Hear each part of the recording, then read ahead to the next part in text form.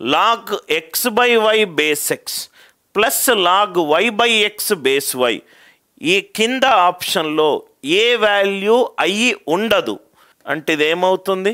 Log x base x minus log y base x.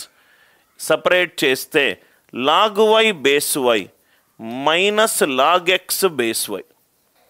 Log y x base x అంటే 1, ఇది కూడా 1.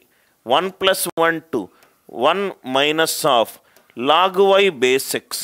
Log x base వైని 1 log y base ఎక్స్గా రాసుకోవచ్చు. 1 log y base ఎక్స్గా రాసుకోవచ్చు. నా ఇక్కడ మీరు చూస్తే గనక ఒక కాన్సెప్ట్ ఉంది శ్రేణుల్లో. a + 1/a అనేది ఎప్పుడూ కూడా 2 కంటే ఎక్కువ ఉంటుంది.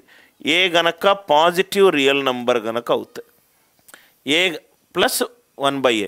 ఇక్కడ ఏమన్నాడు? X and Y, y greater than 1 ఉంటే, x greater than or equivalent to y ఉంటే x అండ్ y రెండు పాజిటివ్. సో ఇది పాజిటివ్, ఇది పాజిటివ్. y x కంటే ఎక్కువ ఉంది, ఇక్కడ కూడా y x కంటే ఎక్కువ ఉంది. అంటే ఒక చరరాశి దాని యొక్క విలోమము మినిమం వాల్యూ ఏమవుతుంది? 2 అవుతుంది. 2 - greater than or equivalent to 2. 2 - 2 అంటే 0 వచ్చే ఛాన్స్ ఉంది. Greater than or equivalent to 2 అంటే అది 3 కావచ్చు, 2.5 కావచ్చు, ఏదైనా కావచ్చు. 2 అంతకంటే ఎక్కువ, 2 అవుతానేమో 0, 2 కంటే ఎక్కువ అవుతే 2 - 2 కంటే ఎక్కువ, ఆన్సర్ నెగటివ్ అయ్యే ఛాన్స్ ఉంది. ఇది అవ్వచ్చు, ఇది అవ్వచ్చు. అంటే కాని వాల్యూ ఏంటి? ఇది. ఈ క్వశ్చన్కి ఆన్సర్ ఏంటి? 1. క్వశ్చన్ ఏంటంటే log 5 base 30 is equivalent to a. Log 3 base 30 is equivalent to b. మనకేమడిగాడు? లాగ్ 8 బేస్ 30 ఏ అండ్ బిలో ఎలా రాయాలి అని అడిగాడు. Log 8 base 30, 8 base 30.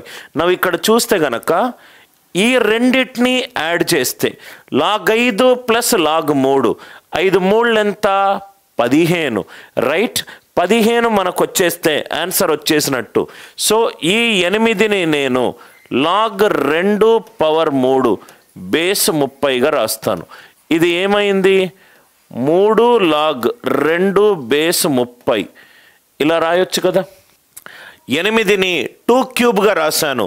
3 ముందుకెళ్తే 3 లాగ్ 2 బేస్ 30గా రాశాను.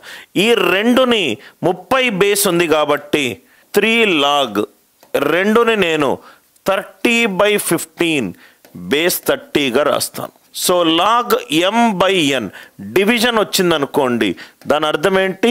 Log 30 base 30 minus log 15 base 30. Are you all with me? So వచ్చేసి final step ఆన్సర్లో ఉన్నాం. 3 into log a base a, దీని ఆన్సర్ 1. 15ని మనము 5 3 15 log 5 base 30 plus log 3 base 30గా రాసుకోవచ్చు. Are you all with me? So 3 into 1 minus log 5 base 30 a plus b. So క్వశ్చన్లో ఏమని అడిగాడు? లాగ్ 8 బేస్ 30ని ఏ అండ్ బిలో ఎలా రాయొచ్చు అని అడిగాడు.